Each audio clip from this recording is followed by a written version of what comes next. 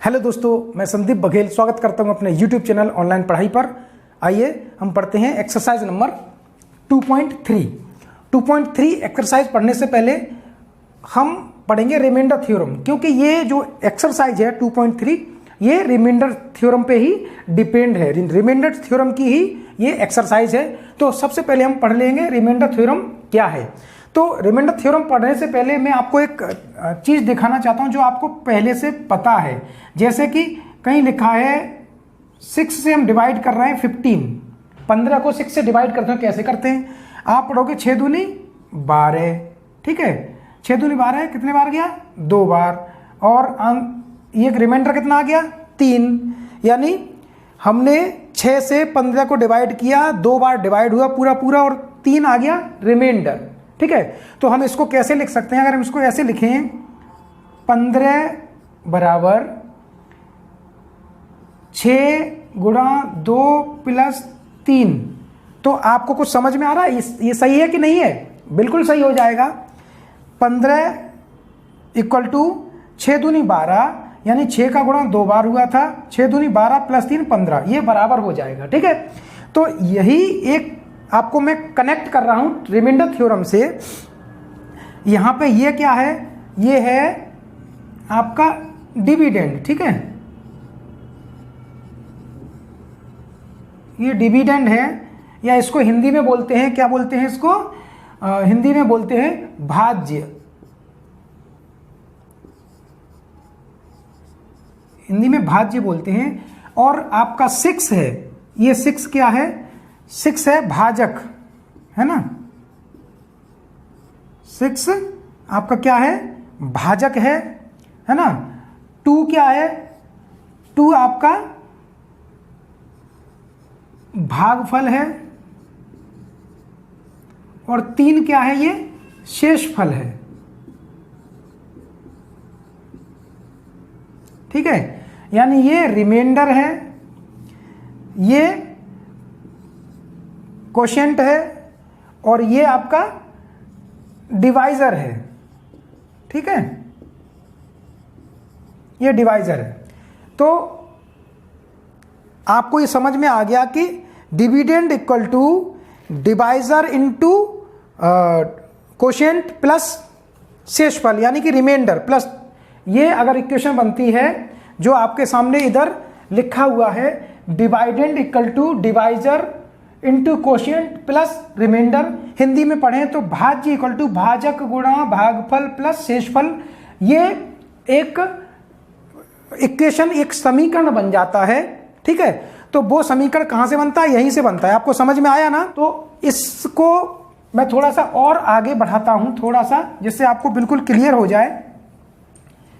जैसे कोई एक पॉलिनोमियल है px पॉलिनोमियल है, कुछ भी है। जैसे अभी आपने पढ़ा, इतना पढ़ते हुए आ रहे हैं कि यहाँ पे x + 3 - 2 ऐसे करके कुछ भी हो सकता है, वो पॉलिनोमियल है। और इस पॉलिनोमियल को हमने x - a से डिवाइड किया है इसको, ठीक है। x - a इसको डिवाइड किया है। x - a से डिवाइड किया तो डिवाइडर जो भागफल आया, यानी जो कोशेंट आया, वो हमने मान लिया कि कोशेंट को मतलब q से डिनोट कर रहे हैं, qx आ गया, ठीक है। qx आ गया। और रिमाइंडर कितना आ जाएगा? रिमाइंडर हम मान लेंगे, रिमाइंडर आ जाएगा r, ठीक है। रिमाइंडर r आ जाएगा, ठीक है।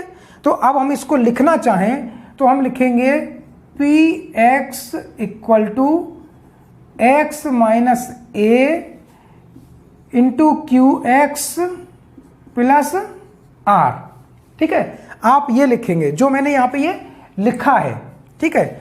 यानी px क्या है? px यहां पे डिविडेंड हो गया, x - a डिवाइजर हो गया, qx कोशेंट हो गया, r रिमाइंडर हो गया। यानी कि ये हो गया आपका भाज्य, ये हो गया भाजक, ये हो गया भागफल, ये हो गया शेषफल, ठीक है। अब मैं आपको ये लिख क्यों रहा हूं? क्योंकि रिमाइंडर थ्योरम ये है कि अगर आप x - a से डिवाइड कर रहे हैं तो x - a से डिवाइड कर रहे हैं, तो इसका मतलब अगर x - a को हम 0 के बराबर रखेंगे तो x इक्वल टू कितना आ जाएगा, 0 आ जाएगा। x इक्वल टू नहीं, x इक्वल टू कितना आ जाएगा, a आ जाएगा। ठीक है, तो अगर हम px में px जो है px में x की जगह a रख दें, मतलब कहने का ये है कि ये जो इक्वेशन इस टाइप की बन रही है, इस इक्वेशन में अगर हम pa लिख देंगे तो pa से जो वैल्यू आएगी वो वैल्यू क्या आएगी, आपकी r आएगी, शेषफल आएगा, है ना, डायरेक्ट शेषफल आ जाएगा, रिमाइंडर आ जाएगा। ये क्या है, डायरेक्ट शेषफल आ जाएगा, रिमाइंडर आ जाएगा। अब ये थ्योरम क्यों जरूरी है, जैसे मैं आपको बता दूं, कोई एक एग्जांपल दे देता हूं। ठीक है, इस एग्जांपल से आपको समझ में ये है question number 1, find the remainder when x³ plus 3x² plus 3x plus 1 is divided by x plus 1, x minus 1/2, x plus pi, 5x plus 2x। ये 5 अलग अलग पार्ट दिए गए, इनसे डिवाइड करके हमें क्या पता करना है, रिमाइंडर पता करना है। तो रिमाइंडर पता करोगे तो रिमाइंडर पता करने के 2 टाइप हैं। जैसे अभी मैं आपको एक रिमाइंडर थ्योरम पढ़ा रहा था, और एक ये डिवाइड करना है। 2 तरीके से है, आप डिवाइड करके भी रिमाइंडर पता कर सकते हो, और डायरेक्ट ये थ्योरम लगा के भी आप क्या पता कर सकते हो, रिमाइंडर पता कर सकते हो, रिमाइंडर थ्योरम लगा के। तो पहले तो हम क्या करते हैं, आपको दिखाते हैं कि कितना हमको बेनिफिट है अगर हम रिमाइंडर थ्योरम लगाते हैं। तो बेनिफिट कब पता चलेगा, पहले हम इसकी कठिनाई समझ लेते हैं कि जब हम भाग देकर निकालते हैं तो कितना टाइम लगता है। ठीक है, तो पहले हम भाग देके रिमाइंडर निकालेंगे। तो क्योंकि भाग देना भी हमें सीखना है, डिवाइड करना भी हमें सीखना है। क्यों, क्योंकि अगली एक्सरसाइजेज में हमको हो सकता है ये काम आएगा, इसलिए ये भाग देना भी आपको सीखना पड़ेगा, है ना। तो रिमाइंडर हम निकालेंगे कैसे, x हमें यहाँ पे x प्लस 1 का भाग देना है x³ plus 3x² plus 3x plus 1 में। तो हम क्या करेंगे, हम जब भी भाग देते हैं तो हमारे माइंड में एक ही कॉन्सेप्ट रहता है। बहुत अच्छा तरीका बता रहा हूं आपको, जिंदगी भर नहीं भूलोगे। एक बार अगर आपने ये भाग देना सीख लिया, ये जिंदगी भर काम आएगा और भूलोगे कभी नहीं। ठीक है, कैसे करते हैं, बस जो स्टेप मैं बता रहा हूं वो आपको ध्यान रखना है। आपको सिर्फ एक स्टेप याद रखो। स्टेप क्या याद रखना है कि हमको ये x³ है, ठीक है, तो हमको इसमें किस चीज का गुणा करें कि इसके बराबर हो जाए, इसके बराबर। अभी तो x है, इसमें घात कितनी है, अभी 1 है, अभी इसमें घात कितनी 1 है, इसमें कितनी है 3 है, तो कितनी कम है, 2 कम है। तो 2 घातों को इसमें और जोड़ दें तो इसके बराबर हो जाएगा। तो हम क्या करेंगे, x पे घात 2 घात वाली चीज, भाई x पे 2 घात चाहिए तो 2 घात वाले का हम गुणा करेंगे। तो इस 2 घात वाले का इसमें गुणा करेंगे तो क्या होगा कि आपको पता है जब गुणा होता है तो घातें जुड़ जाती हैं। जैसे कहीं लिखा है x पे घात 1 और गुणा x पे घात 2। आपको पिछले चैप्टर में आपको पता था, मैं पढ़ाया था मैंने। तो ये दोनों घातें जुड़ जाएंगी, ये हो जाएगा x पे घात 3, 2 और 1 3 हो जाएगा, है ना। तो हम क्या करेंगे, x का गुणा अगर इसमें करेंगे, जैसे कहीं लिखा है x² और अंदर x प्लस 1 है, इसका मतलब इसका इसमें गुणा कर रहे हैं, तो ये क्या हो जाएगा x³ प्लस x², यानी x का गुणा x में करोगे, x² का गुणा x में करोगे तो x पे घात 3 हो जाएगा, और x² का गुणा 1 में करोगे तो x² ही आएगा। तो यही वैल्यू आप यहाँ पे लिख दोगे, ये हो जाएगा x³ प्लस x², ठीक है। और जैसा कि हम और संख्या वाला कोई गुणा भाग करते थे तो हम घटाते थे, वैसे ही इसमें घटाएंगे, चिन्ह बदल देंगे तो आप देखोगे ये तो कट जाएगा, और ये 3x² में से एक x² जाएगा तो कितना बचेगा 2x², और ऊपर से हम यहाँ नीचे कितना लिख लेंगे 3x लिख लेंगे, है ना। अब आप देखो यहाँ 2x है, 2x² और यहाँ कितना है x है, तो हम कितने का गुणा करें कि ये 2x है जो ये x है केवल वो 2x² हो जाए। तो यहाँ कितने की कमी है, एक तो 2 की कमी है और 1 घात की कमी है। तो हम कितना करेंगे, प्लस, ये सब मिटा देते हैं, प्लस कितने का 2x का गुणा कर दें। अगर 2x का गुणा इसमें करोगे, जैसे आप यहाँ करके देख लो, अगर आपको एकदम कॉन्फिडेंस नहीं है तो देखो 2 का गुणा तो करेंगे तो 2 रहेगा ही, x का x में करेंगे, इस पे 1 घात, इस पे 1 घात, कितना हो गया 2 घात, प्लस 1 का इसमें करेंगे तो सेम जो चीज़ है वही आ जाएगा, ऐसे आ गया। तो आप लिखोगे 2x² प्लस 2x, ठीक है। तो ये माइनस हो गया, ये माइनस हो, ये तो कट गए। यहाँ 3 में से 2 गए, कितना बचा? 1x बचा। ऊपर से हम कितना लिख लेंगे? 1 लिख लेंगे। अब आप देखोगे ये और ये तो सेम हो गया, तो हम कितने का भाग देंगे? 1 का, है ना। 1 से मल्टीप्लाई करेंगे, कितने टाइम्स देंगे भाई? एक बार देंगे, तो एक हमने वहां लिख दिया। तो अब लिखा x + 1, तो ये माइनस माइनस, तो यहाँ क्या हो गया? 0, रिमाइंडर 0 हो गया। इसका मतलब ये है कि इससे हमने भाग दिया, तो ये भागफल आ गया और रिमाइंडर क्या हो गया? 0 हो गया, है ना। 0 हो गया। इसका मतलब ये है कि ये x जो है वो इसका एक गुणनखंड है ना। तो 0 आ गया, तो आपसे रिमाइंडर पूछा तो आप क्या लिख दोगे कि 0 आ गया, ठीक है। 0 आपने देखा 0 आएगा, लेकिन इसमें क्या है? इसमें टाइम बहुत लगा, है ना, टाइम लगा। अब हम करते हैं डायरेक्ट, किससे? रिमाइंडर थ्योरम से। रिमाइंडर थ्योरम से हम लिखेंगे, जैसे ये लिखा है x³ + 3x² + 3x, ठीक है, और +1 ये है, ठीक है। और हमको क्या करना? रिमाइंडर थ्योरम लगाना है। हम क्या करेंगे? रिमाइंडर थ्योरम से लगाएंगे।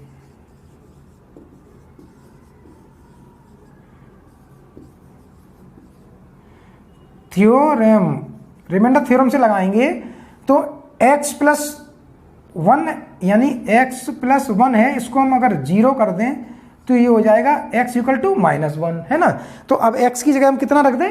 -1 रख दें, तो क्या हो जाएगा? p - 1 इक्वल टू, क्योंकि ये पॉलिनोमियल है तो p मान लेते हैं, इक्वल टू कितना हो जाएगा?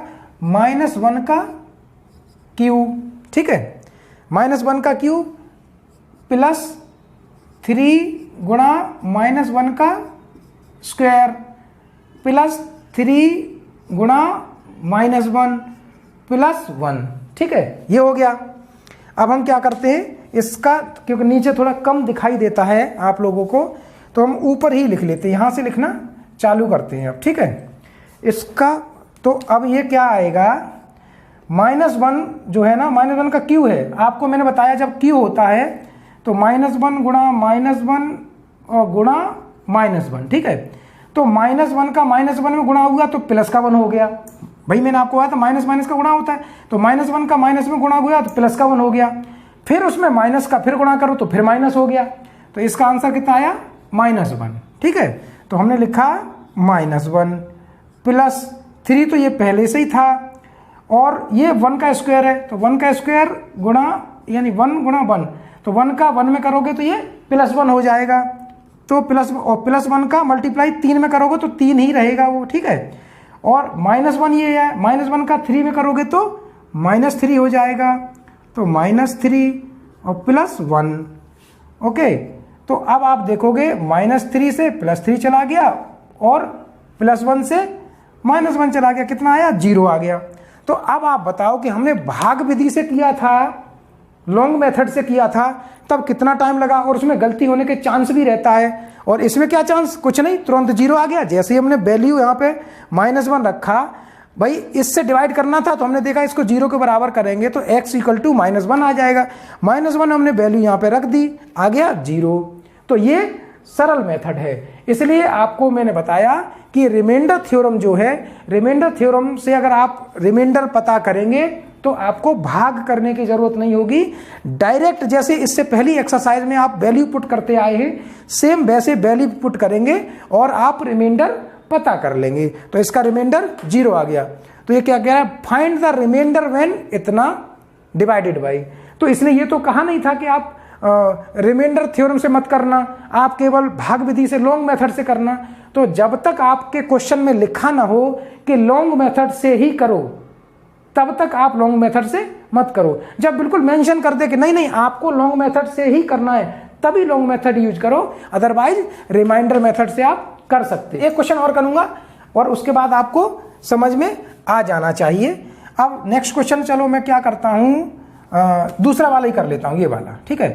तो चलो ये वाला नहीं करूंगा, आपको लगेगा ये वाला कर देता हूं। x इक्वल टू, जहां लिखा है x equal to X plus pi लिखा है, तो इसको अगर 0 के बराबर कर देंगे तो क्या हो जाएगा, x equal to minus pi हो जाएगा, क्योंकि प्लस पाई इधर जाएगा, माइनस पाई हो जाएगा।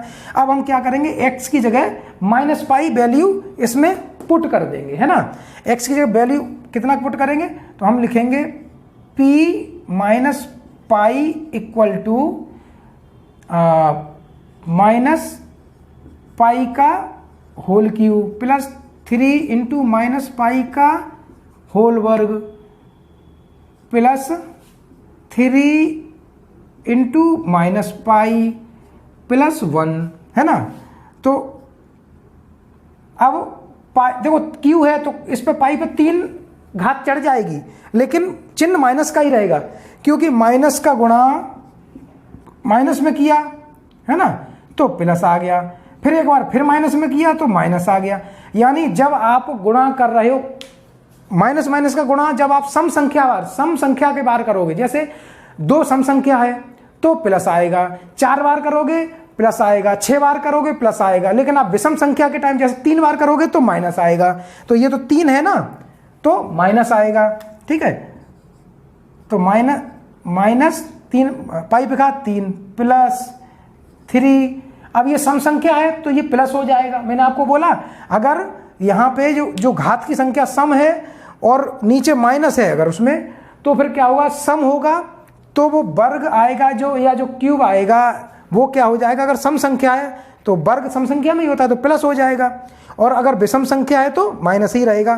तो ये पाई पे घात 2 तो चढ़ जाएगी, लेकिन ये प्लस का हो जाएगा, और यहाँ पे माइनस का पाई है तो ये माइनस का 3 पाई हो जाएगा, प्लस 1 तो वैसा ही रहे, जैसा है वैसा ही रहेगा। तो आपका आंसर यही आ गया, ये रिमाइंडर हो गया, ठीक है, क्योंकि अब इसमें जोड़ना घटाना तो कुछ हो नहीं पाएगा, तो बस यही रिमाइंडर हो गया। ये आपका 5वां क्वेश्चन का आंसर हो गया। ऐसे ही आप कोई भी क्वेश्चन इसमें है, आप दूसरा भी कर सकते हो, तीसरा भी कर सकते हो, और 5वां भी कर सकते हो, ऐसे ही आपको रख देना है। 5वें में आपको क्या करना है, 5वें वाले में मैं एक बार आपको केवल x की वैल्यू निकाल के बता देता हूं कि x की वैल्यू आपको कितनी रखनी है, क्योंकि वहां आपको थोड़ा सा नया टाइप का दिख रहा है। 5 + 2x बराबर अगर हम 0 करेंगे तो हम इस 5 को इधर लेके जाएं तो 5 प्लस का है, इस साइड में जाएगा माइनस का हो जाएगा, तो ये हो जाएगा 2x = -5। अब ये x जो है इसके गुणा में है, 2 के गुणा में है, तो x की वैल्यू पुट करेंगे तो -5/2 कितना आ गया, x = -5/2। इस वैल्यू को आप क्या करेंगे, इस पॉलिनोमियल में x की जगह -5/2 रख देंगे, जो आंसर आएगा वो आंसर आपका रिमाइंडर हो जाएगा, ठीक है। तो ऐसे करके आपका क्वेश्चन नंबर 1 फिनिश हो गया, ठीक है। और आप बिल्कुल आप जैसे पिछले एक्सरसाइज में करते आए, केवल वैसे ही वैल्यू पुट करना, कुछ नहीं करना। रिमाइंडर थ्योरम वही है कि आप x की वैल्यू पुट कर दो पॉलिनोमियल में, और जो आंसर आएगा वो उसका रिमाइंडर हो जाएगा। Question number 2, find the remainder when x³ - ax² + bx + 6x - a is divided by x - a, ठीक है। तो अगर आप भाग विधि से करना चाहते हो या रिमाइंडर थ्योरम से, बिल्कुल रिमाइंडर थ्योरम से करना चाहेंगे। क्यों?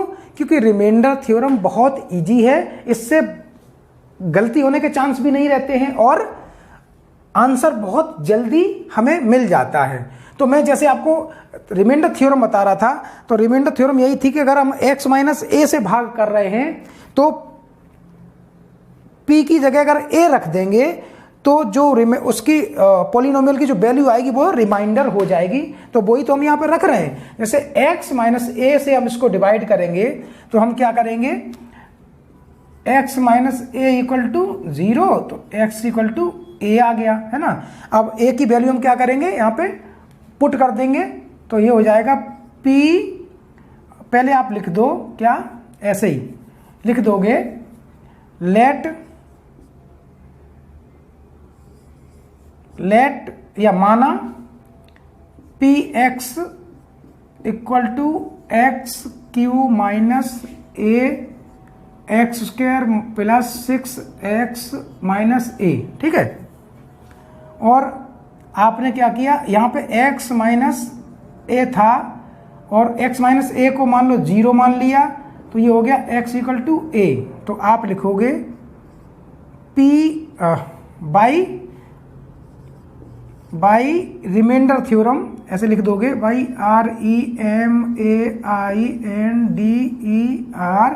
REMAINDER रिमाइंडर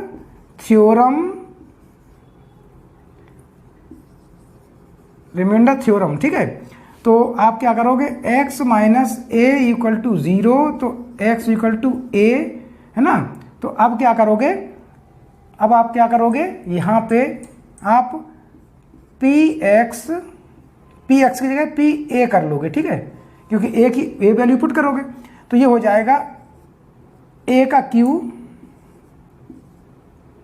माइनस a, और यहाँ पे क्या हो गया, x की जगह a का square plus 6a minus a, है ना।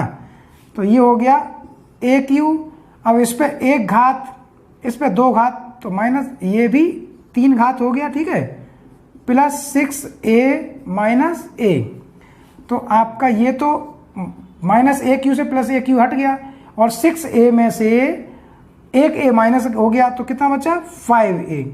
तो यहाँ रिमाइंडर कितना हो गया, 5a, ठीक है। तो ये आपका क्वेश्चन नंबर 2 है। तो बताओ इससे इजी एक्सरसाइज क्या हो सकती है, बहुत इजी है। Question number 3, check whether 7 plus 3x is a factor of 3x cube plus 7x। Check करो कि 7 plus 3x square plus 7x का एक फैक्टर है। तो आपको कैसे पता चलेगा फैक्टर है कि नहीं है। मैं छोटा सा एक पहले एग्जांपल दे देता हूं। जैसे कहीं लिखा है 6, है ना, और 6 में अगर हम 2 से डिवाइड करें तो ये कितने बार पूरा डिवाइड हो रहा है ना, पूरा डिवाइड हो रहा है 2 से पूरा डिवाइड हो रहा है 6 3 बार। तो हम कहेंगे कि 6 का 2 एक फैक्टर है या गुणनखंड है, गुणनखंड है। कब गुणनखंड कब होगा, जब रिमाइंडर कुछ ना बचे, पूरा डिवाइड हो जाए, है ना। जैसे आपने देखा 2 3 6 2 3 जा 6, 3 बार में पूरा डिवाइड हो गया, कोई रिमाइंडर नहीं बचा।